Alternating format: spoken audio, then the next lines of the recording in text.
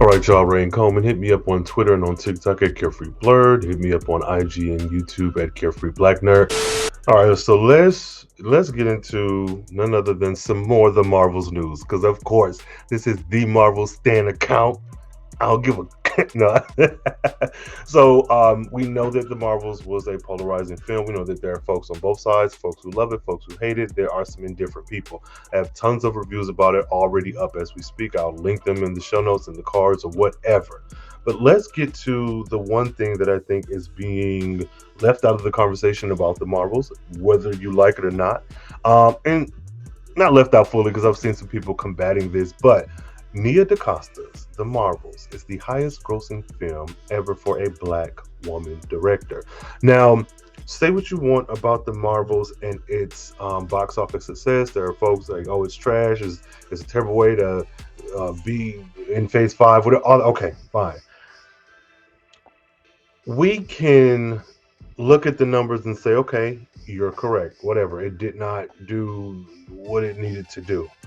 Even if we're ignoring all the other factors, like the strike, like the pandemic, like the way that people are consuming movies now. And I'm not making an excuse for like, oh, no one, this is the only reasons that people haven't seen this movie. But it's like, you cannot ignore that. It's pretty huge. Even if we're going to argue about the numbers and say that this was a flop, okay, well, we're using those same numbers to show you that this is, again, the highest grossing film ever for a Black woman director.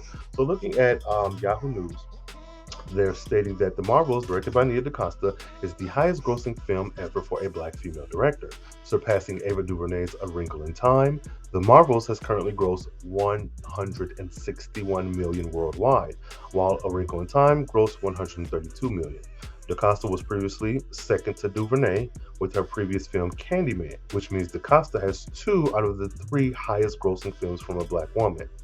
Now, there are folks who see that statistic and they're like, oh, they'll just reach for anything to try to make Marvel seem like such a... No, girl, that's not what's happening. Like, if your argument is that the numbers show that the Marvels flopped, well, girl, we're using your numbers, the numbers that you're using to prove your point. We're using those to show you that she still, regardless to flop or not, is the highest grossing Black female director. Like, how is that hard? What's not clicking? What's not clicking for you there? That's odd to me. But all that bull to the side, this is very interesting, and I'm happy that that exists. And I just wonder, what would it have looked like in a world where there wasn't a pandemic and there wasn't a strike at that time. But we don't live in that world.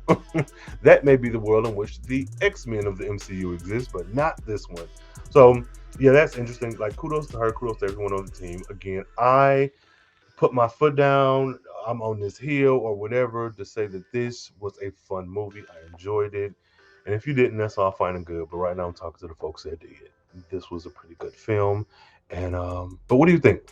What do you think when it comes to Nia being the highest grossing Black female director? Do you think that is indicative of what we're going to see going forward? Or is it that she is, now the it girl? She's doing the thing. I'm just excited. I just want more Black faces. I want more Black folks in these positions, making these decisions and giving us content. So kudos to you, Nia. You deserve it.